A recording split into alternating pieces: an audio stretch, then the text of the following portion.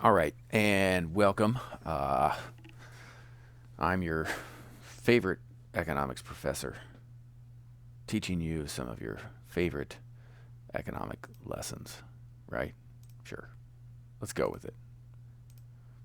Let's go ahead and talk about supply and demand together. I told you that we would have this lesson virtually because we didn't have time in class, which is okay. So let's put supply and demand analysis together. So when we do supply and demand analysis, it's pretty simple. We're going to do what we did with um, supply and demand. We're going to do or supply separately and demand separately. And we're just going to create our graph. So our graph is going to look, right, we're going to have quantity on this side and we're going to have price on this axis. So our y-axis is going to be price, our x-axis is going to be quantity. And we're going to just, and these do not have to be perfect. They're just basically showing what is happening. So we're going to have our demand curve and we're going to have our supply curve. Okay, and we're going to show our equilibrium quantity. Now notice this is not quantity demanded or quantity supplied. This is where quantity, right? Our quantity is where quantity demanded equals quantity supplied. And our price is our equilibrium price. Our price is where quantity demanded equals quantity supplied. And this is going to be our supply and demand.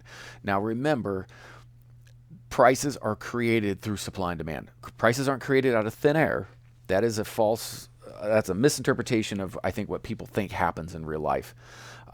In real life, prices are created through supply and demand. And whenever there's some kind of shift with prices, that if you change a price without supply and demand, you create surpluses and shortages, or what we call misallocation of resources, because you're going to end up with a surplus or a shortage. We don't want that. We want exactly what is demanded.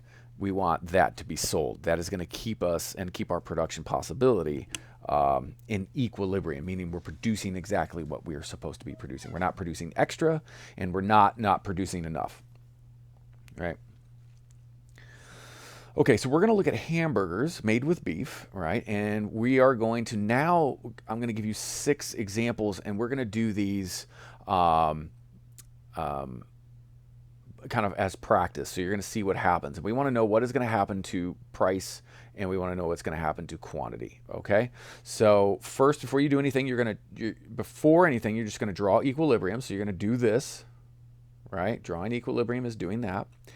You're going to say, is it going to be a supply or demand shifter? Then you're going to shift it, and then you're going to say what happens to supply and demand afterwards. Let's do the first one, which is, right, so in your notes, you just want to draw your X and Y axes, right? We're going to put price over here, and we're going to put quantity over here. And you're just going to draw a demand curve. Doesn't have to look pretty, right? You're going to draw a supply curve. Doesn't have to look pretty. You're going to put your price. You're going to put your quantity right there. We'll just label this point A. And then we want to know price of sushi, a substitute, increases. Okay, well, we know we're dealing with demand because we're talking about a substitute. And if the price of sushi increases, what would happen to the demand for burgers? Well, the demand for burgers would increase. We'd have a shift right there, and our price, right? So you're going to show this. You're just going to say price goes up, just like that, and the quantity of burgers would increase. And you just show that quantity increase by doing that. That's all. You don't have to do anything. There's no math. That's a horrible arrow. There's no math, any of that type of stuff. You just do that. That's exactly all we're going to do. Okay? So what I want you to do is you're going to look at each one of these. Ready to the first one, so we can cross that one off the list, right? And I want you to do the next 5, and I want you to draw your graph. Figure out, is it supply or demand? Does it shift left or right? And then what happens to supply and demand? So pause it, do those, and then let's check your work. Okay, you should be back by now. So let's go down to the next one. New grilling technology. So we're going to do new grilling technology. We're going to do our demand curve. We're going to do our supply curve. And we're going to do our price and our quantity. I'm not going to label the axes. I'm going to try to save as much time as possible. New grilling technology cuts production time in half. We know this is technology, so this is going to be a supply shifter because this shifter is supply, right? That's a supply shifter. Supply is going to increase or shift to the right.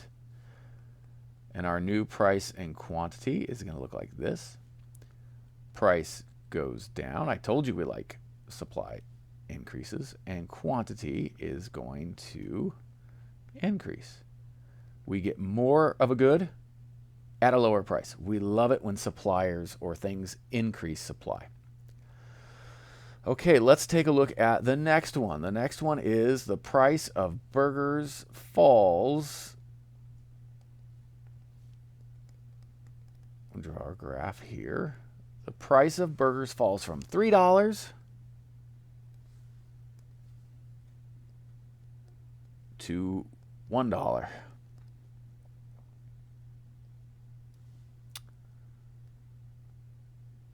That's our new price. Okay, well, there's no shift because the price is going to go down. A decrease is going to cause quantity demanded to go up, and it's going to cause quantity supplied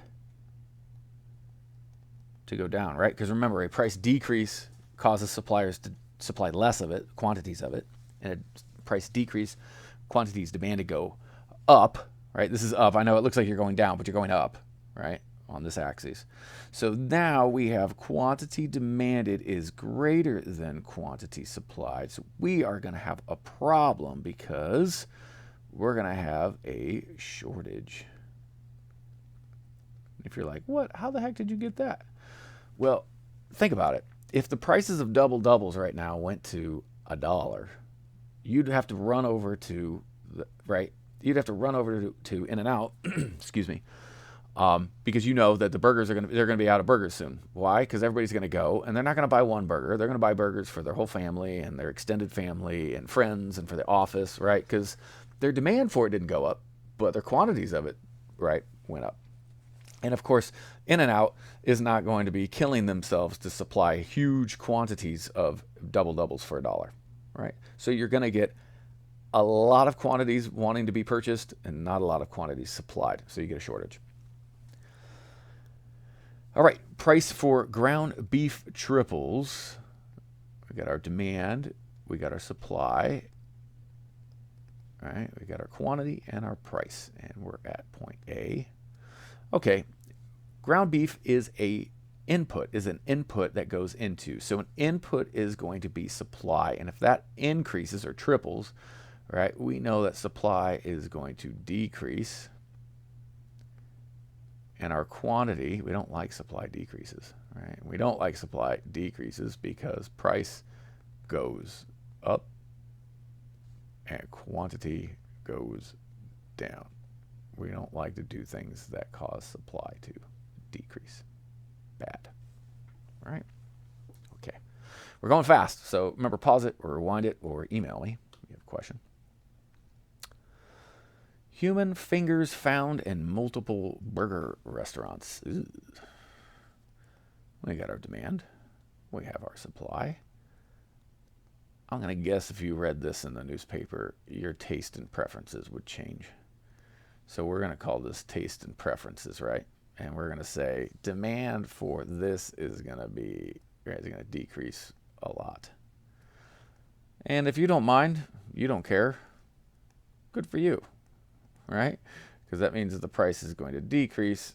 However, the quantity of that is also going to decrease. Okay? And last but not least, new health craze, go vegan. All right, we're going to put our demand curve. We're going to put our supply curve. We're going to get our equilibrium price. Everything is working great in our economy. And all of a sudden, these scientists come out, these nutritionists come out, and they're like, hey, man, go vegan, dude. All right. And so this is taste and preferences, right? Everybody decides, yeah, that's probably a good thing. Demand goes down. Right? So we're going to have a decrease in demand. And our new price and our new quantity is going to be here. And because of this, the price of burgers will decrease, and the quantity of our burgers will also decrease. Why? Well, because nobody's buying them anymore, so producers are like, screw it. We'll only produce that many. Or maybe only that many producers can produce it at that low price. Maybe McDonald's and Burger King are the only one left. Wendy's producing burgers, right? Zen Burger's out. They can't sell a $15 burger to somebody. All right, I hope that helps explain when we put supply and demand together and how supply and demand create the prices, right? Supply and demand create the price, not just people sitting in an office somewhere, right? They use supply and demand information to create a price. If you have any questions, please let me know, and I'll get back to you as soon as I can. Take care.